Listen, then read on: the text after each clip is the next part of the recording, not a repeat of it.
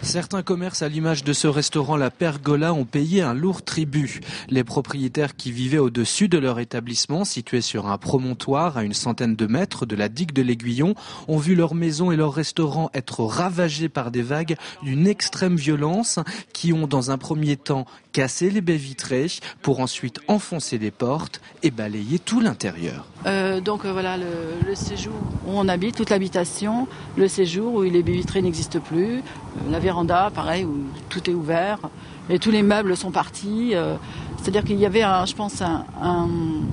on a un chemin derrière, tout est parti par le chemin, il y avait un torrent dans le chemin, un torrent.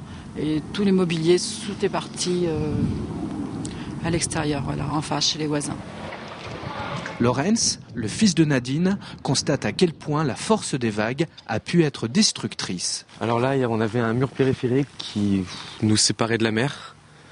Donc tout simplement, tout a sauté, rien n'est resté. Pourtant, c'est du béton armé qui a résisté à 99, il me semble aussi. Là, on avait un jardin, l'enrobé s'est explosé. Tout a sauté, il n'y a plus rien. Tout est à refaire. Ouais, je vais fermer le garage.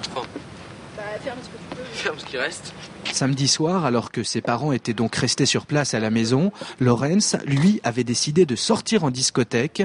Il se souviendra longtemps de son retour à l'Aiguillon. C'était un torrent, il y avait de l'eau jusqu'à la taille, des objets qui venaient nous faucher.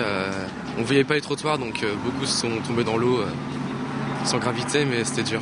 Et moi, j'ai essayé de continuer un petit peu pour aller voir mes parents qui étaient dans le restaurant, qui étaient submergés. Mais j'ai pas pu faire beaucoup. Le courant me fauchait, j'entendais l'électricité dans l'eau, c'était dur. Ouais. Le temps maintenant est au nettoyage avec une ambition plutôt optimiste, réouvrir le restaurant dès la fin du mois de mars.